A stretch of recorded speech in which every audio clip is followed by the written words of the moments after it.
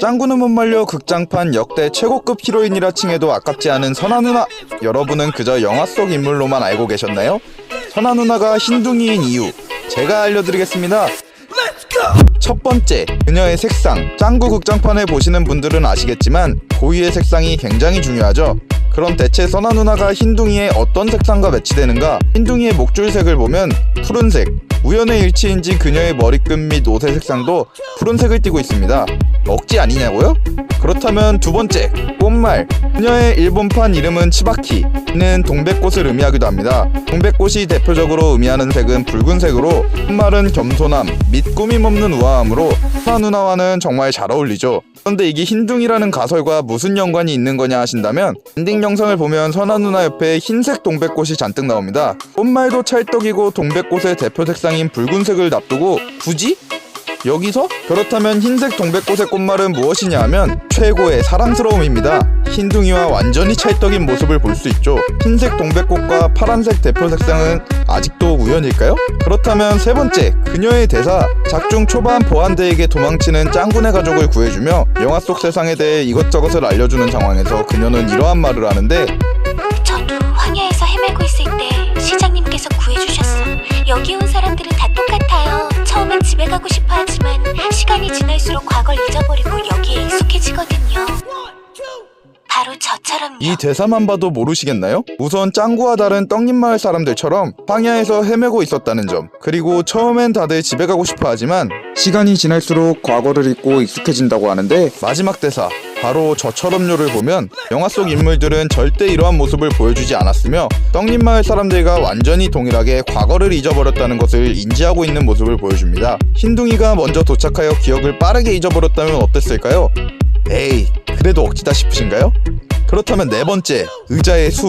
짱구와 친구들이 저스티스 시장을 무찌르고 현실 세계로 도착하였을 때 여기서 당연히 짱구는 선아 누나와 제외하지 못하고 끝이 나는데, 우리는 영화관의 의자 수에 집중해야 합니다. 앞자리에 떡잎마을 방범대가 앉아있는 의자의 수는 5개, 그리고 장면이 바뀌고 영화관을 떠나는 사람들의 모습이 나오는데, 이때 의자를 보면 내려가 있는 의자의 수가 6개로 바뀐 걸 볼 수 있습니다. 그것은 시간차로 선아 누나가 흰둥이로 뒤늦게 되돌아온 것을 암시하는 건 아닐까요? 짱구가 영화관 밖으로 나가려 문을 여는데 여기서 흰둥이와 바로 다시 재회하기에 말도 안 된다고 하시는 분들이 있습니다. 하지만 짱구는 현실 세계로 돌아온 후 선아 누나를 찾기 위해 온 영화관을 뛰어다닙니다. 이때 흰둥이가 현실로 돌아오게 되었고, 입구로 나가 짱구를 기다리고 있었다면 시간상 충분히 가능한 시간으로 보입니다. 아니, 이건 너무 억지 아니냐고요?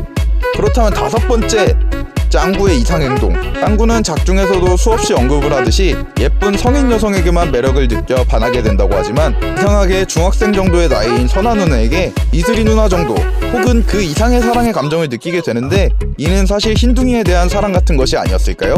놀랍게도 흰둥이의 나이는 1살 전후로 이를 사람 나이로 대입해보자면 중학생 정도의 나이가 됩니다. 또한 짱구네 가족이 집을 나서기 전 짱구는 분명히 흰둥이가 있음을 인지하고 돌아오면 밥을 주겠다고 약속하고 영화관으로 향하였습니다. 하지만 영화 속으로 들어가게 된 이후 짱구랑 같이 현실 세계를 잊지 않으려고 나미리 선생님을 흉내는 낼지언정 흰둥이 걱정은 영화 속에서 단 한 번도 하지 않았습니다. 는 바로 옆에 흰둥이인 선아 누나가 있었기 때문이 아니었을까요? 억지라고요?